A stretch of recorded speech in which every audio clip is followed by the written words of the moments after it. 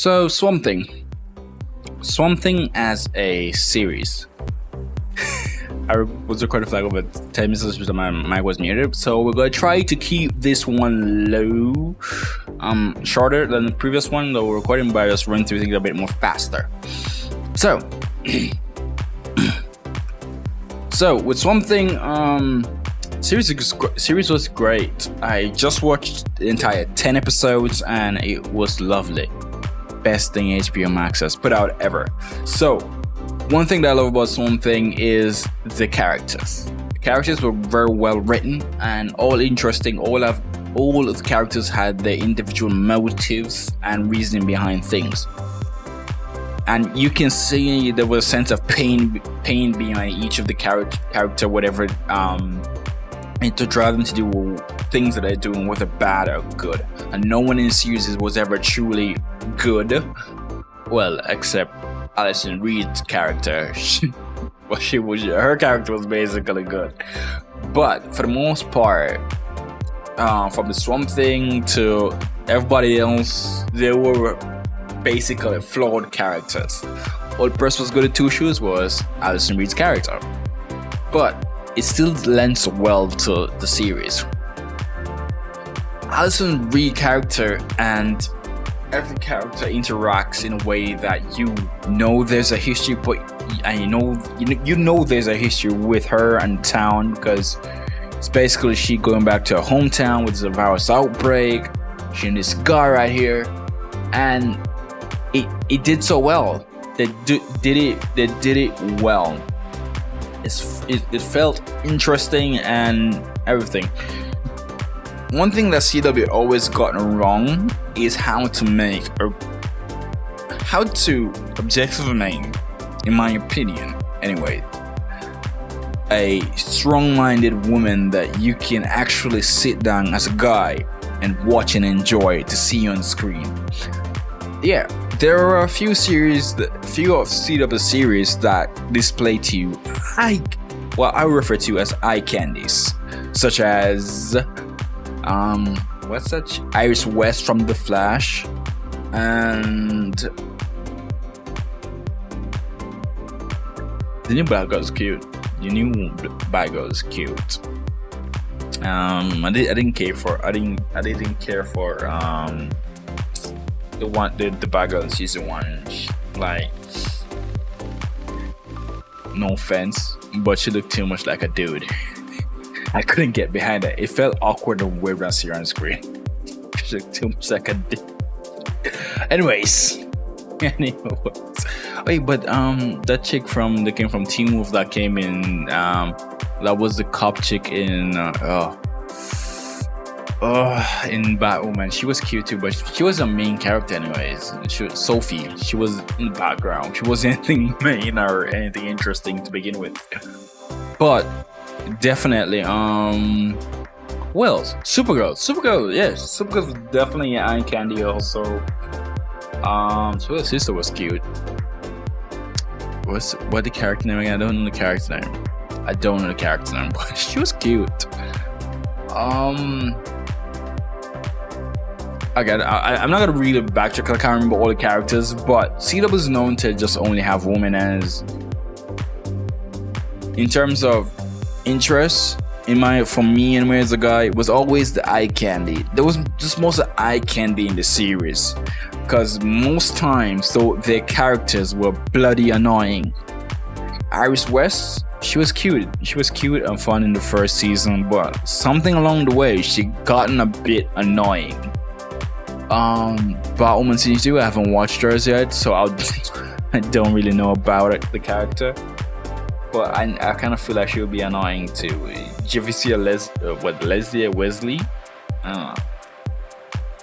But Supergirl was annoying from season 1. Like, I hate the chick. I hate the character from season 1. Like, God. But like, cause to me she was always like a female Superman. But regardless, let's not did it entire video to recant my hatred of or my dislike for the series.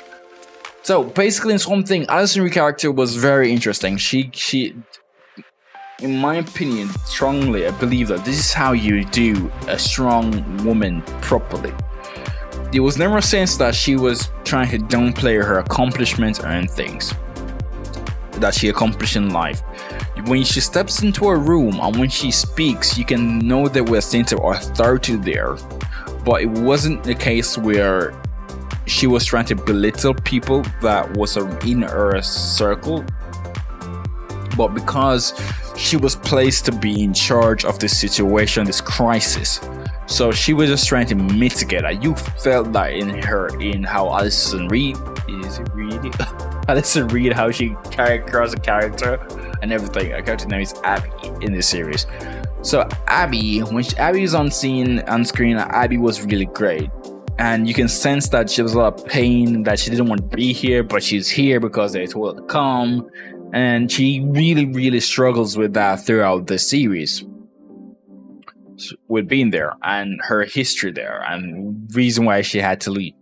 And one thing that always intrigued me, there wasn't a big entire episode dedicated just to showing that. They just show it in flashback, which I believe that's a more effective way to see it. You can clearly see old school television. You could clearly see she's scared out of her mind. Alec is reasonably scared. Don't get me wrong. If I saw that, I'd be scared too. But at the same time, he's still operating in the realms of being a dude. You know you're scared, but you ain't gonna scream like a little bitch. Like my guy from the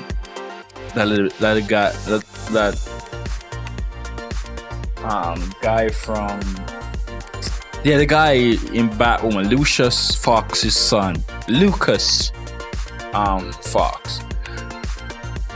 That guy screams. He does all manner of evil. He never has an opinion that go against the team. That guy is annoying.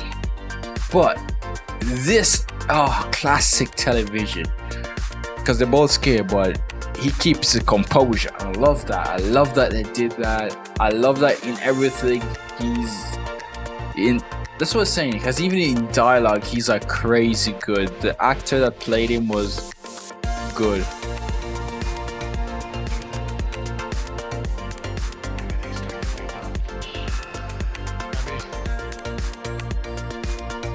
You could sense, in the first few episodes, you can sense dread and everything. And you still could sense that throughout the series. But it was very highlighted in the first few episodes. I love this series. This is great. Fantastic television. But with that said though, there's some problems with this series that I have. That's not about the story or the writing per se, it's nitpicks. Clear nitpicks. So there was a scene in the final episode where the sheriff got stabbed. And she had her phone with her while she was in the swamp. You can argue that there was no signal in the swamp, but I think I can recall someone was calling somebody while they were on a boat in the swamp.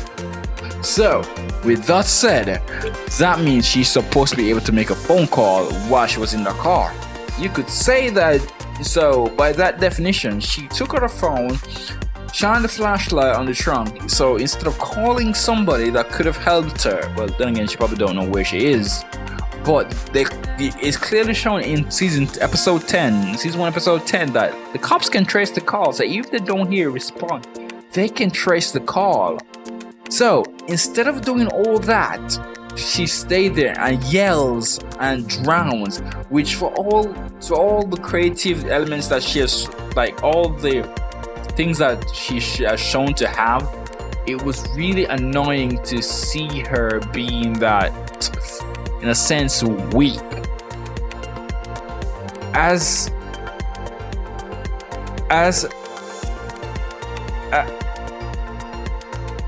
I think I can't find anything of the cop, but she was definitely weak, and it was crazy annoying.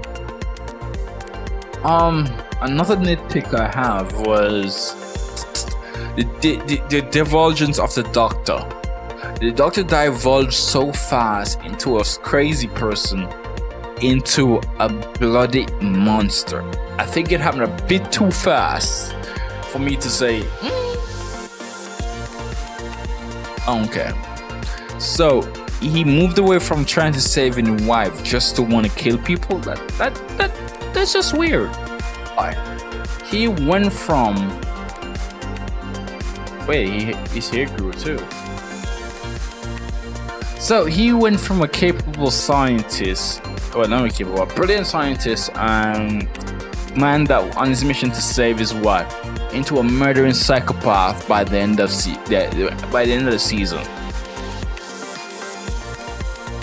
This to me was a bit too rushed, and they could have took their time a bit more before getting to that entirely, because they divulge him into just another psychopath.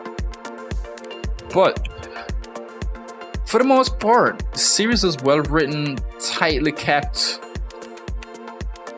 There's not much to kind of nitpick about the series than that. Like, yeah, the acting was on point, the story was on point. I really enjoyed the series, and it's a must watch. If you have HBO Max, I suggest you get on here, you watch a series right now. It's very awesome, and it reminds you of what television used to be, and entertainment for all genders, races, and all that business. What? Oh yeah, and then he even had a lesbian couple. I almost forgot about that. But their relationship was not really important to the story. We saw her, she's gone. They didn't really make it seem like it was a forefront of a character. The character of the young lady that was in that kind of relationship was basically she was a journalist and she was trying to get to the bottom of a conspiracy, and that was very interesting. I actually felt very entertained because of that. But yeah, what can I say? Well, I can't really say anything bad about this because there's nothing bad to say. It's really good. So, in all fairness, my smoke friend Alec here, he's a very, very interesting character himself. I kind of want to know more, but you knew for Patrick and I why he came, because he was disgraced and he fought something, but they never really show you the entire backstory of why. But that's good, because we didn't really need to see entire filler information of that. But you can see everything unfold, but you understand certain things that happened in his past. Yeah, it was a very interesting story. Just joking. Alright, so there's not much to say about this series. This series is fantastic. You guys should check it out. And if you guys like the news, tell me a like, subscribe, and leave a comment on the video. If not, dislike the fucking video. I don't care. But if I'm doing more videos like this, I said like, comment down below what's your favorite part of something. Have you watched something, and will you be watching something? What I want to look into doing is more videos like this. I'm going to try to figure out how to get the recordings from the actual things. I don't know I'm going to get at, but I'm going to try to do it and everything.